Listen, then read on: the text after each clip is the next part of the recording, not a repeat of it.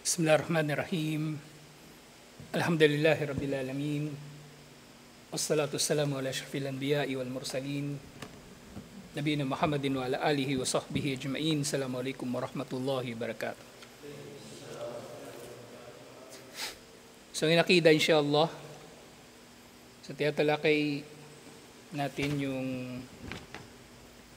Babu Bayan Shay'in min Anwa'is Sihir, kabanata tungkol sa pagpapabatid sa ilang mga uri ng sihir, kasi napakaraming mga uri nito. Kabilang sa mga sihir nga o mga salamangka, kasama na rito yung panghuhula, pangkukulam, magic, panggagayuma, kahit yung mga agimat, anting-anting, lahat yun ay napapaloob sa sihir.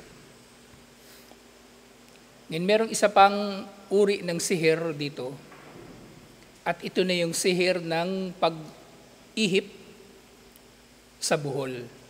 Yung magbubuhol, yung mangkukulam. Tapos sa buhol na yun, kasama doon yung ilan sa mga gamit o pag-aari ng kinukulam. So maaring buhok niya, nandun, o damit niya, o picture, pwede rin. Pero syempre, meron ding mga pangkukulam na ginagawa sa pamagitan ng, yun nga, katulad ng nakikita sa mga pelikula, yung manika, pwede rin ganun. At meron ding mangkukulam na walang ginagamit na ganito. Basta, makita ka lang niya, parang yung pambabarang, ang pwede lang tamaan nito yung nakikita niya. Yung personal niyang makita. Kasi utusan niya yung mga salagubang, doon niya pinapadaan yung barang sa pamagitan ng kanyang paningin. Kapag hindi niya nakita yung tao ng personal, hindi tatalab. Yun yung narinig ko doon tungkol sa barang. Yung isang uri ng pangkukulam doon sa Samar. Merong lugar doon yung kilala din sa kababalaghan, yung Talalura, tawag nila. Parang kumbaga Sikihor, Capiz, yun ang pantapat ng Samar. Iba pa yung Biringan. Iba pa yung Biringan na island, yung lumilitaw lang, tapos maglalaho, bigla. Na Jessica Soho pa yun Biringan, pero maraming mga kwento tungkol doon.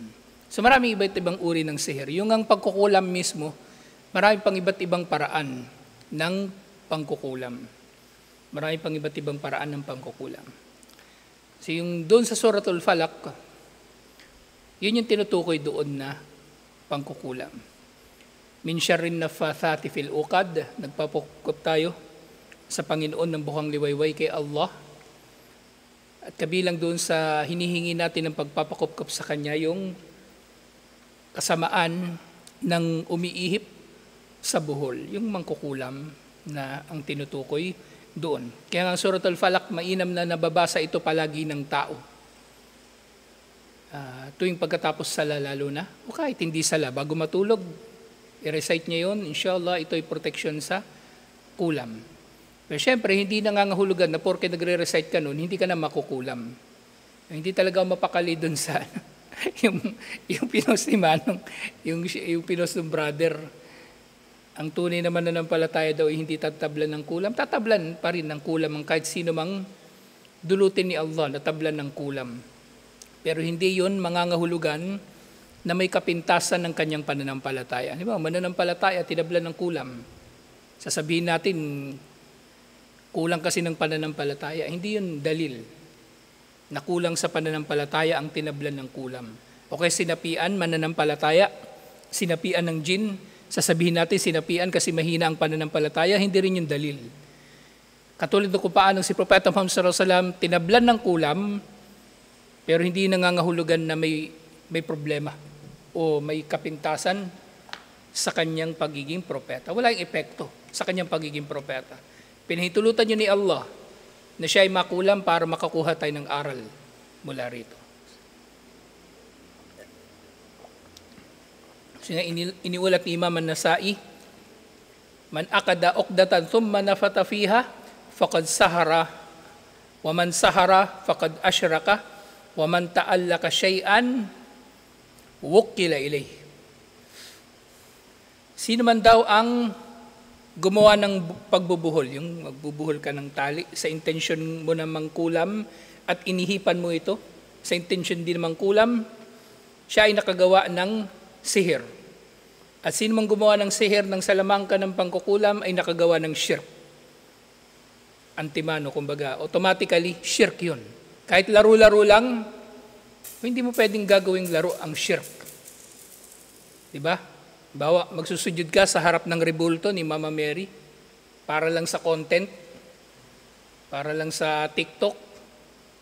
Wala, yun, hindi yun. Hindi yung, kumbaga, palalampasin. Hindi yun palalampasin. Shirk yun. Nakagawa ka ng shirk. Nakagawa ka ng shirk. Ngayon, nagiging mushrik ba o nagiging murtad ba yung tao na gumawa nun? Oo. Murtad. Nagsujud sa harap ng rebulto.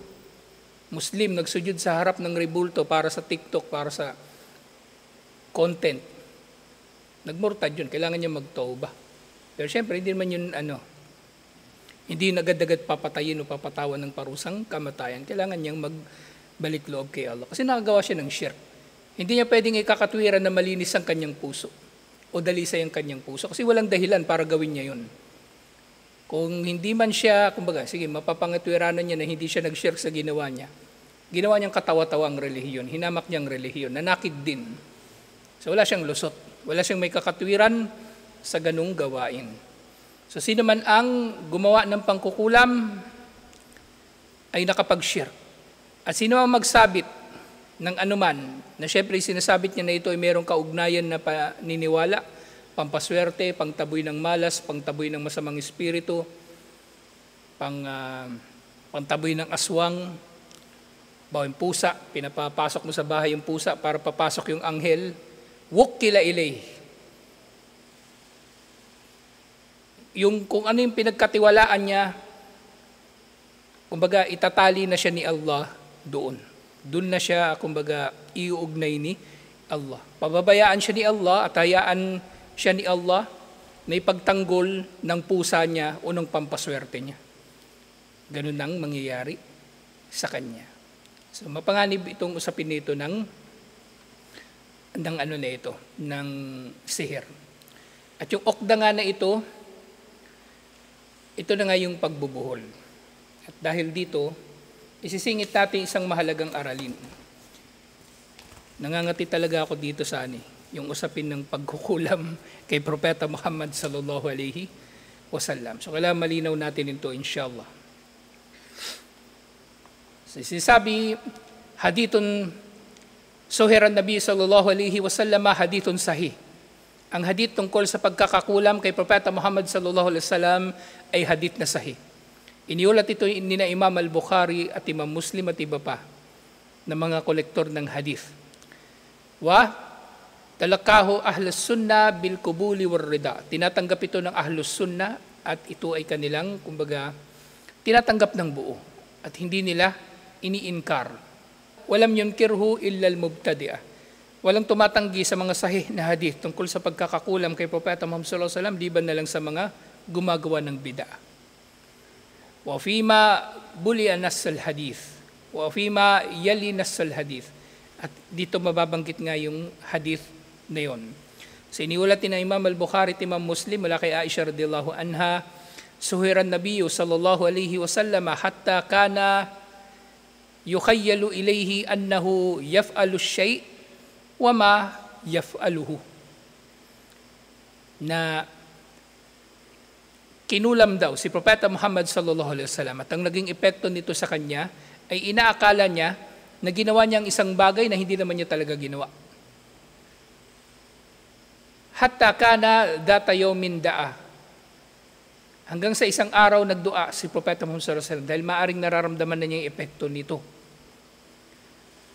Wada'a thumma qala, at sa kanyang dua sinabi niya,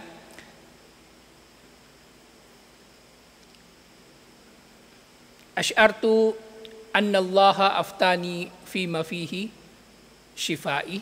So sinabi ni Propeta Muhammad sallallahu alaihi wasallam pagkatapos siya magdua na sinabi niya kay Aisha radhiyallahu anha na alam mo ba na sinabi na sa akin ni Allah kung ano ang gamot dito doon sa kulam na dinanas niya. Atani rajulani faqa'ada ahaduhuma inda ra'si wal akharu inda rijli. So meron daw dumating na dalawang lalaki at nangyari ito sa panaginip niya, na panaginipan niya. Na panaginipan ni Propeta Muhammad sallallahu alaihi wasallam na meron daw dalawang lalaki, ang isa ay tumayo malapit sa kanyang ulo at isa sa kanyang paa. Faqala ahaduhuma lil akhar, sinabi ng isa sa isa pa, ma waja'ur rajul.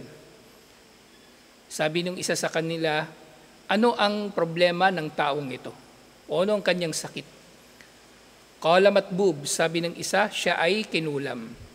Matbub sa konteksto ng kinulam. Qala waman tabbahu, at sino naman ang kumulam sa kanya? Qala Labid bin al-A'sam. Ang kumulam daw sa kanya, ang pangalan ay si Labid bin al-A'sam. Lalaki ito na Hudyo.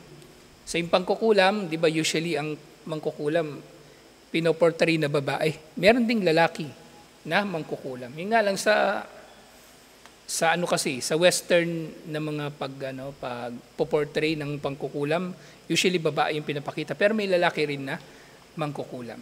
May lalaki rin na mangkukulam. Qala fi madha, sabi nung isa uli, ano ang pinangkulam sa kanya? Qala fi mashtin wa masyakatin wa jaffital atin dhakar. Kinulam daw siya sa pamamagitan ng masht, yung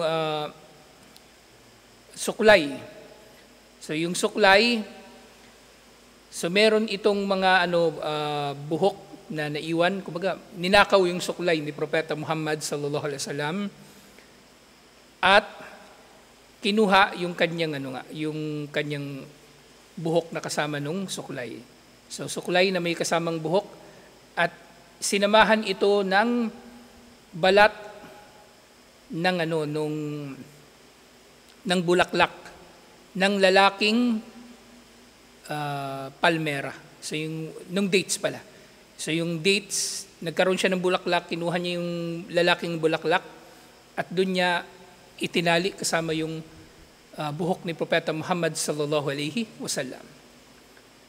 So nagtanong muli, yung nagtatanong, fa'inahu, nasan ito? Yung ipinangkulam sa kanya. Kasi yung mga mangkukulam, yung mga pinangkukulam nila, itinatago nila ito sa isang lugar.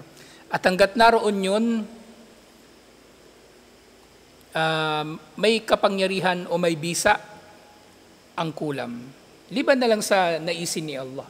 Na, nandun pa nga yung pinangkulam pero gusto na ni Allah na pagalingin yung tao, gagaling siya. Pero usually, dito nakatali o nakaugnay yung kulam kung hanggang kailan ito may epekto. Hanggat hindi natatagpuan yun, hanggat hindi yun nasisira, nandoon siya kumbaga, na merong talab, kumbaga. Kala, fi bi'ri darwan. Matatagpuan ang pinangkulam na ito sa balon, sa darwan. Balon, yung balon ng tubig. Doon hinagis at napunta na yun doon sa ilalim. Wala nga makakakita doon. Walang makakakita doon. Fakaraja ilayhan Nabi sallallahu alaihi wasallama thumma raja'a faqala li Aisha hina raja'a nakluha ka'annahu ru'usus syayatin. At agad-agad pumunta na nga doon si Propeta Muhammad sallallahu alaihi wasallam doon sa balon ng darwan. At nung pagbalik niya, nakita niya raw, sabi ni Propeta Muhammad sallallahu alaihi wasallam, yung mga palmera, maaaring doon din kinuha yung bulaklak ng dates. Yung mga puno daw ng dates doon ay parang ulo ng mga demonyo. Sabi ni Propeta Muhammad sallallahu alaihi wasallam. Fakultu istakhrajtahu, sabi ni Aisha, nakuha mo ba yung ipinangkulam sa iyo? Faqala la, hindi daw niya nakuha. Kasi malalim yun, yung balon na yun. Amma ana faqad syafani Allah. Hindi daw niya nakuha, pero sabi niya, pinagaling na raw siya ni Allah. So, ibig sabihin, kahit di nila yung nakuha, gumaling pa rin si Propeta Muhammad sallallahu alaihi wasallam. Wa kashitu an yuthira dalika ala nasi syarran.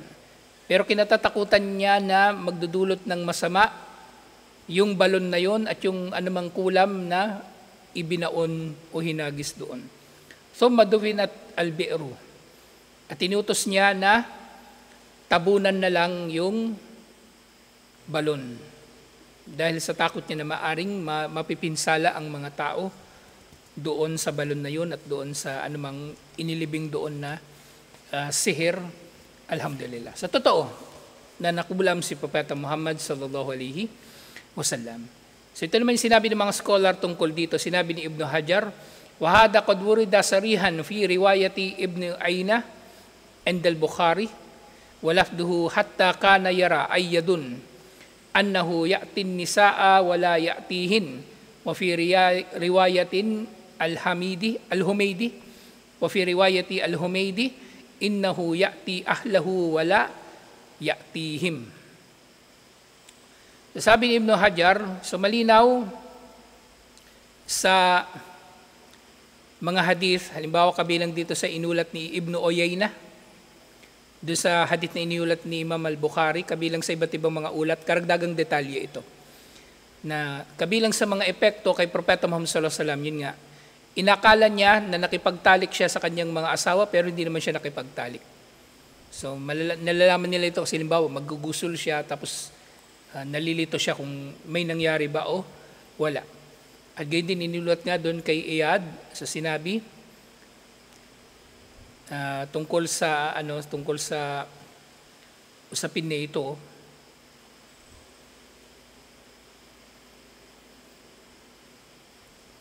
Fadahara bihada anna sihra innama taslutu ala jasadihi wa dawahiri jawarihi la ala tamyizihi wa mu'taqadihi. So malinaw dito sa hadith na ito na ang naging epekto ng kulam na yon ay sa kanyang katawan at sa kanyang mga kakayanan. Kasi naging siya, kumbaga naging makakalimutin siya o nag-aakala siya na nagawa niyang hindi naman niya ginawa. Pero wala itong naging epekto na anuman sa kanyang tamyiz, sa kanyang kumbaga pag-iisip, so hindi siya naging baliw kumbaga, at hindi rin ito naka-apekto sa kanyang paniniwala bilang Muslim, bilang mananampalataya at syempre bilang propeta. Sinabi ni Al-Mahlab, Sunan Nabi sallallahu alaihi wasallam min asyayatina la yamna'u iradatihim kaida. Ang proteksyon, ang zone, kumbaga, kay Propeta Muhammad sallallahu alaihi wasallam, laban sa mga demonyo ay hindi nangangahulugan na hindi siya pagtatangkaan ng mga demonyo na masaktan. So, dito, pinagtangkaan siya na masaktan ng mga demonyo na partner ng mangkukulam at ito yung naging epekto sa kanya. Kasi nangyari kasi rito, maaring mas matindi pa rito ang gusto ng mangkukulam. Pero ito lang yung naging epekto sa kanya. Ito lang yung naging epekto sa kanya. Kumbaga, may gustong sumuntok sa'yo, sinuntok ka, hindi ka nasaktan, nakiliti ka lang. So, ganun yung naging epekto sa kanya. At dito nga, so totoo yung di ba tinatalakay natin ito ngayon sa yung epekto ng mga demonyo sa mga tao. So nagtatangka talaga sila na pinsalain si Propeta Muhammad sallallahu alaihi wasallam.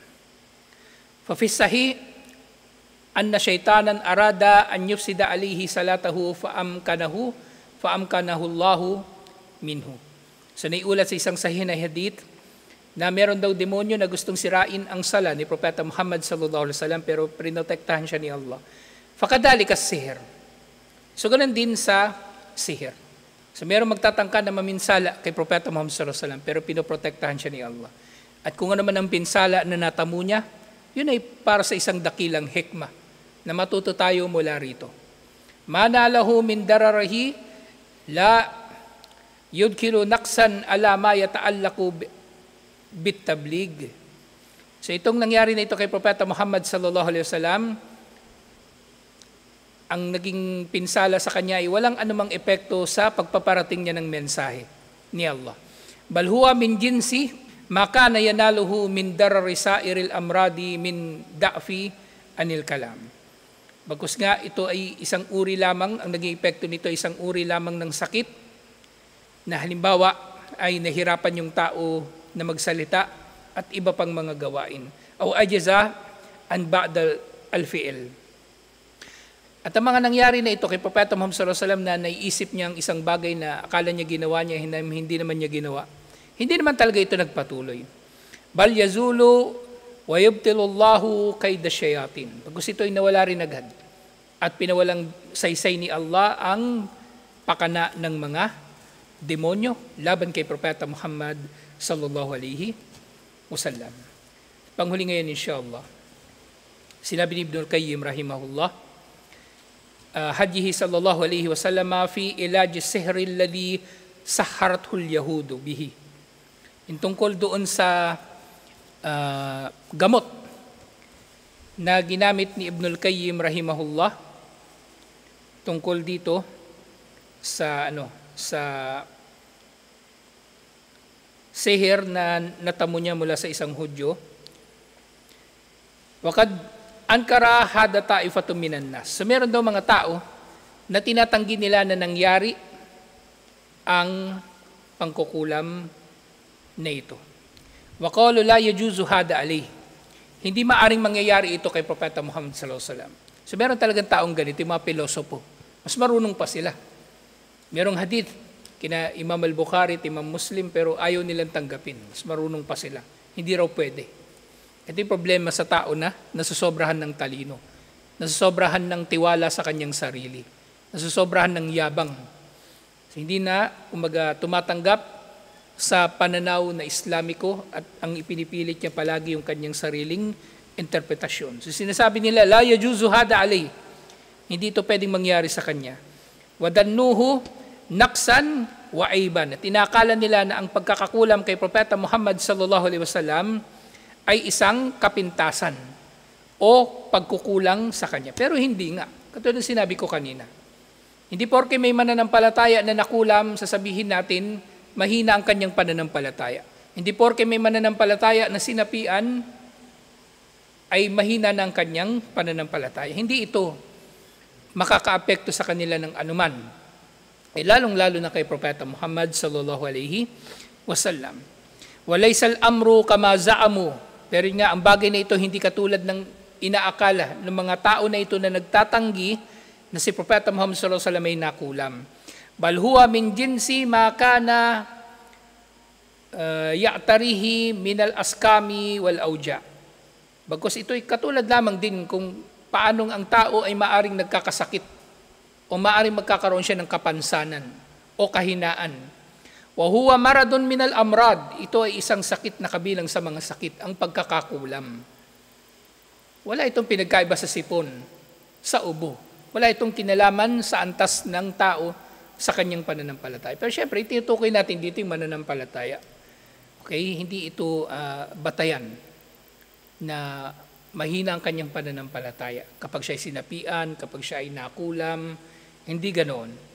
Wa isabatuhu bihi ka isabati bisammi la farqa bainahuma.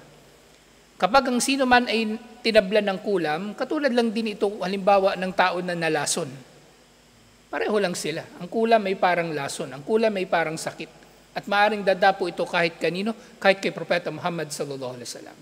At speaking of lason, di ba? Nung mamamatay na si Propeta Muhammad sallallahu alaihi wasallam, sinabi niya na nararamdaman niya ang epekto pa rin nung lason ng yung kinain niyang tupa doon sa Khaybar. Pero hindi yan ang kanyang ikinamatay. Kumbaga, nararamdaman niya yung epekto nung lason. Kasi ang lason, may ano talaga ito. May epekto ito na physical. Lalo na yung matuklaw ka ng nung ahas. Halimbawa, ang unang tatamaan ng tuklaw ng ahas, yung nervous system, mahirapan kang huminga. Talagang patitigilin niya yung yung baga mo, yung puso mo, mapaparalyze ka. So ganun ganun din yung lason. So kung nararamdaman niyo ni Propeta Muhammad sallallahu alaihi wasallam sa mga panahon na mamamatay na siya, ibig sabihin matindi yung pinagdaanan din niya na hirap nung siya ay mamamatay na. Kumbaga lahat ng tao daraan sa ganun bilang pagpapadalisay sa atin inshallah sa dulo ng ating mga buhay. Maaring gagawin niya ni Allah na na paraan Kaya nga kung pagdating sa mga pananagutan ng tao, mainam na ngayon pa lang, ibigay na natin o bayaran na natin o kaya tuparin na natin yung ating mga pananagutan kaysa pagbabayaran pa natin ito doon sa kabilang buhay o sa araw ng paghuhukom. Minsan nga, mas mainam yung magparaya ka na lang merong manduruga, sinisingil mo, ayaw magpasingil. Sige, bahala ka na nga lang, para lang matahimik ka na. Kasi karapat dapat ka rin naman sa kapayapaan o sa kapanatagan. Hindi lahat kailangan ipagpilitan. Hindi lahat kailangan ipagpilitan. Kasi minsan yung mabuting ugali ng tao yung yung pagkakaroon nga ng yung nafsul lawama, yung nafs, yung kaluluwa, siyempre may kinalaman na dito yung puso, yung damdamin, yung isip. Mainam na magkaroon siya ng nafsul lawama, yung kaluluwa na naninisi sa kanyang sarili. Kasi kapag ang tao naninisi sa kanyang sarili, ibig sabihin, introspective siya. Tinitingnan niya yung sarili niya. Kung siya ba ay nagkukulang, kung siya ba ay nakakapinsala sa kapwa, aware siya. Pero yung taong mayabang, feeling niya hindi siya nagkakasala, feeling niya hindi siya nagkukulang, papayuhan mo, pangangaralan mo, babaligtarin niya yung mundo para lang mapaniwala ang iba, lalong-lalo na ang sarili niya na wala siyang kasalanan. Hindi ganon. Sige, nagwagi siya dito sa mundo, hindi siya napanagot. Pero paano na lang yan pag dumating na ang araw na pananagutin siya ni Allah? Dito pa lang, ayusin na natin, inshallah. Ayusin na natin, inshallah. Si Propeta Muhammad sallallahu alaihi wasallam nga nakaranas ng ganito, kumbaga, pinadalisay siya. Paano yan kung hindi pala tayo madadalisay dito sa dunya? Dun sa kabilang buhay, sa araw ng paghuhukom. Tapos yung paghuhukom sa'yo, ang haba kasi ang dami mong dinugas, ang dami mong utang, ang dami mong pananagutan, di mo tinupad. Yung paghahatol sa'yo, nakapasok na yung mga may hirap, di ba? 500 years, mauna silang papasok. 10,000 taon pala yung, yung paghuhukom sa'yo. 10,000 years. Kasi ang dami mong atraso, kumbaga, mahirap. So maganda dito pa lang, inshallah, ay maayos na natin. Inshallah. Kasi nga si Propeta Muhammad sallallahu alaihi wasallam, di ba? Pati siya, propeta na siya pero dinalisay pa rin siya ni Allah sa pamagitan ng pagkakasakit. Paano yan kung yung atraso natin hindi pala kayang dalisayin sa pamagitan lang ng sakit? Kulang pa. Kailangan pa tayong maparusahan sa libingan. Kailangan pa tayong maparusahan sa araw ng paghuhukom. Pinakamasama, kailangan pa nating pumasok sa impyerno bago tayo papasukin sa paraiso. So mahirap, di ba? So dito pa lang agapan na natin, inshallah. So, kahit dito applicable yung kasabihan. Daig ng maagap ang masipag. Walang silbi, magparami ng mabuting gawa tapos marami ka ring atraso. Kumiling ka doon sa kung ano yung mas safe, inshallah. So nga, si Propeta Muhammad sallallahu alaihi wasallam nabanggit dito nga yung muli yung ulat at sinabi ni Qadi Iyad, kanyang komento dito. Wasihru maradun minal amrad. Ang pangkukulam ay isang sakit na kabilang sa mga sakit. Wa aridun minal ilal, at ito'y kabilang sa mga paghihirap na kasama sa mga paghihirap. Yajuzu alayhi ka anwa'il amradi mimma la yunkar. Maaring mangyari ito kanino man. At lalong-lalo na kay Propeta Muhammad sallallahu alaihi wasallam, katulad ng kung paanong nangyayari kahit kanino o kahit kay Propeta Muhammad sallallahu alaihi wasallam, ang iba pang mga sakit na hindi naman itinatanggi ng tao na maaring dumating sa tao. Ubo, sipon. Maaring nagka-ubo at sipon si Propeta Muhammad sallallahu alaihi wasallam. Nasaktan din siya, natanggalan siya ng ngipin. Sinakal siya. Pininsala.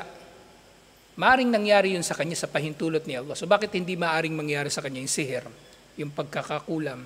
Walang pinagkaiba. At yun nga panghuli, wala yakdahu fi nubuwatihi. Ang pagkakakulam sa kanya ay walang anumang epekto sa kanyang pagiging propeta. Alhamdulillah. So ito, nalinaw na natin.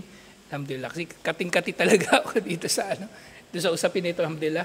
So nalinaw natin ayon sa sinabi mismo ng ating mga scholar. Alhamdulillah. So tutuloy natin yung pagtalakay doon sa sihir.